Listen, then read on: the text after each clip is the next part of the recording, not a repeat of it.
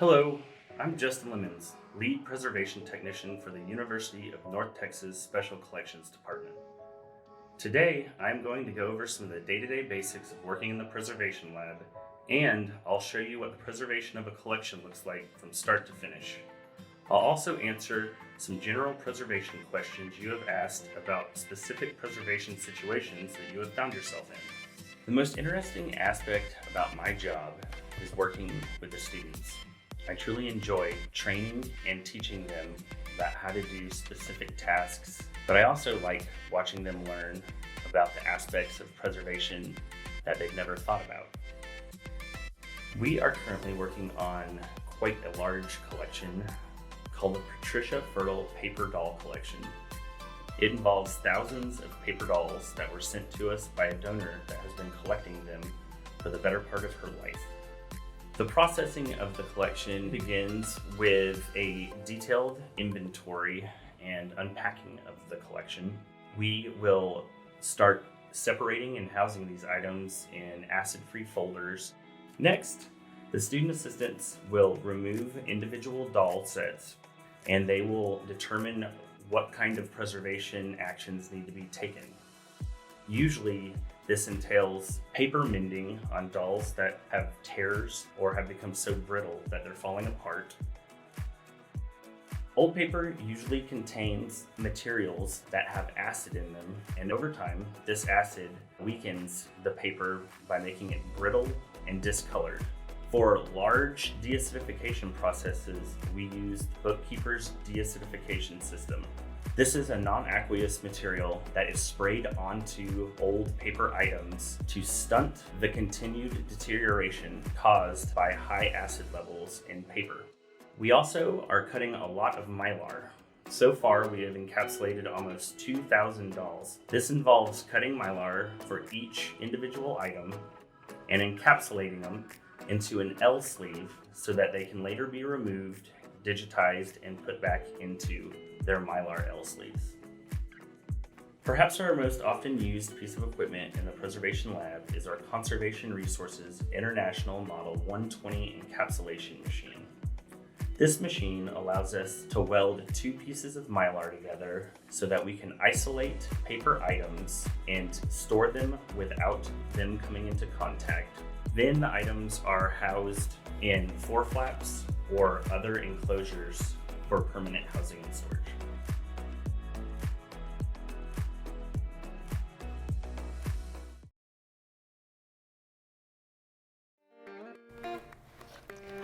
What do you do on a daily basis?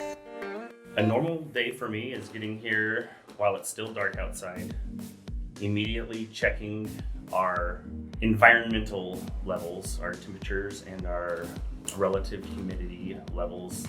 And I then, after making sure all of those are good to go, I refill our humidifiers or dehumidifiers, depending on what time of year it is. Then I sit down to go through emails and check on the work that the student assistants completed the day before. I work a lot on project documentation, and then I actually go out into the workroom and start with actual preservation work. Should scrapbook albums containing newspaper clippings be kept intact even if the album itself isn't in good shape? There are several ways to handle a scrapbook.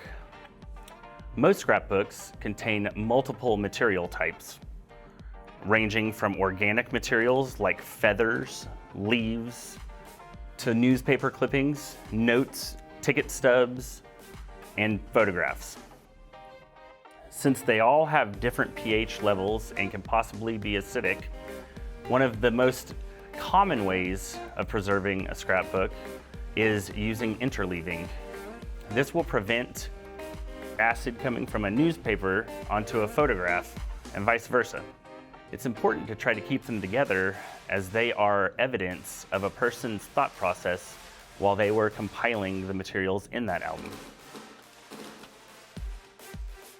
How would you handle, say, a journal carried by a cowboy in 1865 detailing his time on the Santa Fe Trail? I would handle this item like I'd handle any other rare book.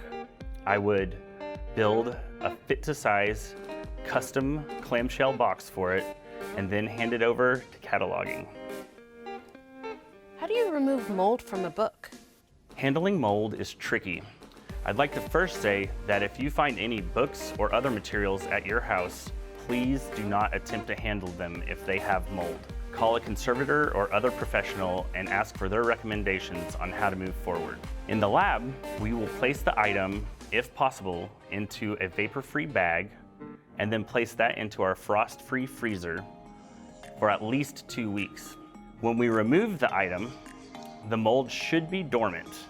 At that point, we will use our preservation vacuum to lift any other mold spores that might still be on the paper. We will then return it to the collection if we deem it safe.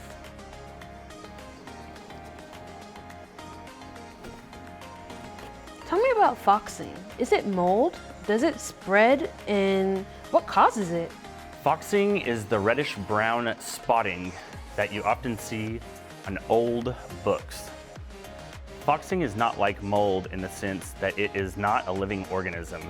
It doesn't spread like mold, but it can consume an entire book, page, cover, or the text block entirely. Foxing is thought to be attributed to iron getting into the paper production process during the early days of book publishing. You'll see it in many books from the 16, 17, 18, and 1900s. It is not something that needs to be taken care of. It does not cause damage. Essentially, it's an aesthetic choice whether or not you decide you want to remove it from a book or not. There are ways to partially reverse foxing. However, those ways involve using chemicals that weaken the paper structure and therefore cause further damage to a book. Do you have to wear gloves when you're handling materials?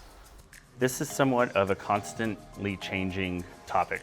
Right now, the consensus is that most items should be handled with clean, dry hands, other than photographic materials such as prints and negatives. In the cases of these materials, we'd opt to use nitrile gloves like those used in the medical field. They are more tactile and will not leave any fingerprints or smudges. Cotton gloves used to be considered useful for handling photographic materials. However, they always have the possibility of snagging on corners and letting grease and dirt eventually get through the cotton and onto the materials you're handling. I recently received a delightful box of beautiful sewing patterns, but there were live silverfish inside. What kinds of critters does the Special Collections have to deal with? And how would you treat any buggy problems? We keep an eye out for several types of critters in the Special Collections processing and preservation rooms. Common bugs that we find are roaches, silverfish, bookworms, and book lice. These can all take up residence in your books and can also cause damage to your collection materials by eating away at the binding materials that hold the items together. When we do find evidence of a bug or the bug itself in our collection materials, we usually freeze the item for several weeks to make sure that the bug in question is deceased. We put it into a frost-free freezer in a vapor-locked bag, and we keep them there for at least 2 weeks. And we clean the materials out of the book and then return the book to its spot in the collection.